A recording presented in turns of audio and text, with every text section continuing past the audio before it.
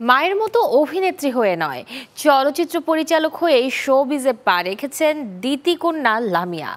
নির্মাণ করছেন চলচ্চিত্র মেয়েদের গল্প, যার নির্বাহী প্রযোজনায় আছেন অভিনেত্রী আজমেরী হক বাঁধন। নিজের প্রথম সিনেমার নানা দিক নিয়ে লামিয়া কথা বলেছেন চ্যানেল 24-এর সাথে। ফার্স্টে একটু শি ওয়াজ ডাউটফুল যে তুমি পারবা আমাদের ইন্ডাস্ট্রিতে, তুমি তো এরকম, তুমি তো বুঝো না, তুমি তো বেশি স্ট্রেট ফরওয়ার্ড, হ্যাঁ এখানে অনেক এরকম অন্যরকম হতে হয়। সো তখন সে জায়গা থেকে একটুখানি তার ডাউটস ছিল, but I think I convinced her যে তুমি সমস্যা নাই, তুমি তো আসো সাথে। মায়ের কাছে এভাবেই নির্মাতা হবার কথা জানিয়েছিলেন দিতিকন্যা লামিয়া। প্রথমে কিছুটা অমত থাকলেও পরে মেয়ের ইচ্ছাকেই সমর্থন দেন প্রয়াত চলচ্চিত্র অভিনেত্রী পারভিন সুলতানা দিতি। সো আমি মাকে ইন এসেন্স অনেক স্ট্রংলি ফিল করি। প্রায় ১.৫ দশক আগে চিন্তা করা মেয়েদের গল্প ছবি দিয়ে নির্মাতা হিসেবে অভিষেক হচ্ছে লামিয়া চৌধুরীর।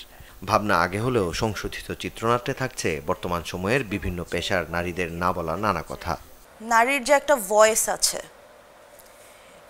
এটাই অনেক নারীরা জানে না, যে তাদের একটা ভয়েস আছে, তারা প্রতিবাদ করতে পারে। সো সেখান থেকে ফার্স্ট অফ অল আমাদের জরুরি যে মেয়েরা কি বলতে চায় সেটা শোনা, এবং সেটা যাতে তারা বলতে পারে এরকম প্ল্যাটফর্ম ক্রিয়েট করে দেওয়া।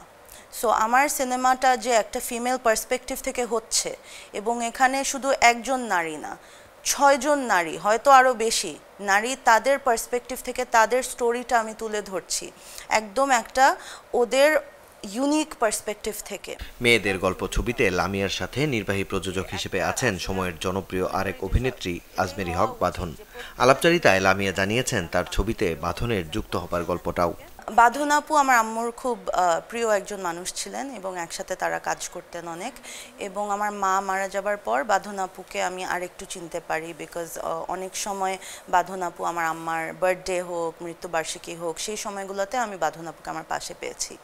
সো এরকমই একদিন আমি আসলে তার সাথে আমার মায়ের ওখানে যাচ্ছিলাম, এবং সেই সময় বাঁধন আপু আমাকে বললো যে তোমার একটা গল্প ছিল, কি করলে, গল্পটা কি করেছো কি না। সো তখন আমি সেই থেকে বাঁধন আপুর সাথে শেয়ার করা শুরু করলাম, এবং তখন আমরা দুজনে খুব এক্সাইটেড হয়ে গেলাম। বাঁধন আপু খুব প্যাশনেটলি আমাকে এটার জন্য আমাকে অনেক কনফিডেন্স দিল, অনেক এনকারেজমেন্ট দিল। আসলে সেই দিন তার সাথে ওনার সাথে দেখা হওয়ার কারণেই আমি এতটা সাহস পেয়েছি যে আমি আমার কাজটাকে এতদিন পর আবার রিভাইভ করেছি। সো এটার পিছে বাঁধন আপুর একদম অনেক বড় একটা হাত আছে। একটা সময় মায়ের কাজ দেখতে এফডিসিতে যাওয়া হলেও এখন খুব একটা যাওয়া পড়ে না লামিয়ার। তবে সিনেমার কাজের জন্য এফডিসিতে ফের নিয়মিত হবার কথাও জানিয়েছেন তরুণ এই নির্মাতা।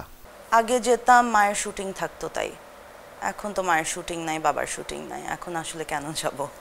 সো ফার্স্ট অফ অল যাওয়ার কারণটা এখন আর নাই। আর আমার মায়ের কলিগস যারা ছিলেন, ওনাদের সাথে আমার এমনিতেই কন্ট্যাক্ট থাকে, ওনারা আমার খোঁজ খবর সব সময় নেয়। ওনাদের সাথে আসলে দেখা করতে আমার এফডিসি যেতে হবে এরকম না ব্যাপারটা। বাট এখন যেহেতু আমি কাজ শুরু করলাম, সিনেমার কাজ শুরু করলাম, আই ফিল লাইক আপনারা আমাকে দেখবেন সেখানে প্রায়। চলতি বছরের শেষের দিকে শুটিং শুরু করে 2025 সালে নিজের প্রথম ছবি মুক্তি দেওয়ার পরিকল্পনা করছেন লামিয়া। এছাড়াও দর্শকদের ভালো লাগার পাশাপাশি মেয়েদের গল্প ছবিটির ব্যবসায়িক সফলতা নিয়েও বেশ আশাবাদী তিনি। এখন যেহেতু আমি ফান্ড লক করার প্রসেসে আছি, সো এটা হয়ে গেলে খুব শিগগিরই আমার প্রি প্রোডাকশন কাজ একদম ফুল ফোর্সে শুরু হয়ে যাবে। 5-6 মাস হয়তো লাগবে। আমাদের শ্যুট হবে নভেম্বরের দিকে, এবং তারপরে পোস্ট প্রোডাকশনে যত কয়টা মাস লাগে, ইনশাল্লাহ next year spring time, April মের মধ্যে আমি আশা করি আমার সিনেমা আমি থিয়েটারে আনতে পারবো। লামিয়া জানান, নারীদের অব্যক্ত কথাগুলো সঠিকভাবে রূপালী পর্দায় তুলে ধরতে পারলে সারা বিশ্বেই একদিন বন্ধ হবে নারীদের প্রতি বৈষম্য। মাথা উঁচু করে কথা বলবে সকল নারী। I am proud to be my parents' daughter. Maksudul হক ইমু, চ্যানেল 24, ঢাকা।